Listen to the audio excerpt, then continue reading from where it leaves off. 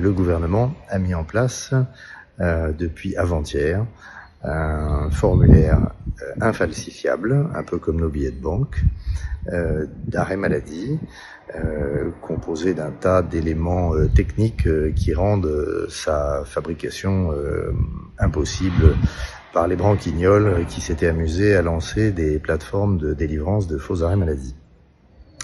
Et puis pour les autres arrêts maladie, ils sont normalement télétransmis par le médecin et par conséquent les possibilités de fraude sur le document lui-même sont quasiment nulles.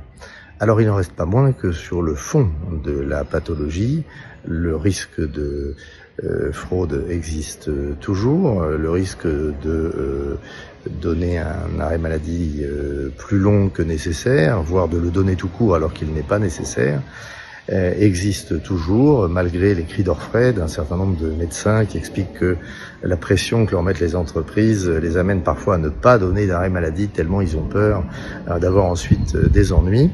Eh bien écoutez, celui qui a eu des ennuis d'abord, c'est un médecin avec un certain nombre de confrères et grâce à nos clients, nous avons poursuivi depuis 2 ans et qui, en novembre dernier, a écopé d'une peine de 1 an de suspension d'exercice ferme.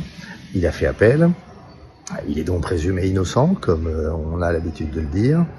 Et puis son compère, un avocat du barreau de Paris, qui avait avec lui organisé une espèce de méthode consistant à faire donner de manière systématique le jour de l'entretien préalable un arrêt maladie pour maladie professionnelle, stress anxio-dépressif réactionnel lié à une situation professionnelle. C'était ça l'intitulé de cet arrêt maladie de maladie professionnelle, ayant pour objet de bloquer le licenciement qui allait se produire.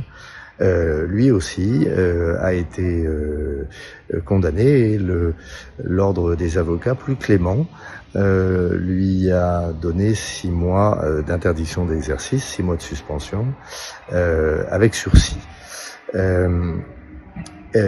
Il a fait appel, il est également présumé innocent, comme on a l'habitude de le répéter. Mais l'affaire va continuer son chemin. Et nous saurons ce qu'il en est. En tout cas, les ordres des médecins et des avocats ont donc décidé de commencer à s'intéresser à ce sujet, où la médecine vient percuter, télescoper, se faire instrumentaliser dans des procédures judiciaires ou préjudiciaires de licenciement de salariés.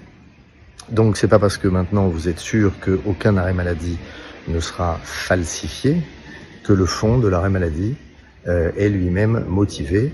Il faut donc penser à faire des contre-visites, voire plus, et je vous en parlerai un peu plus tard.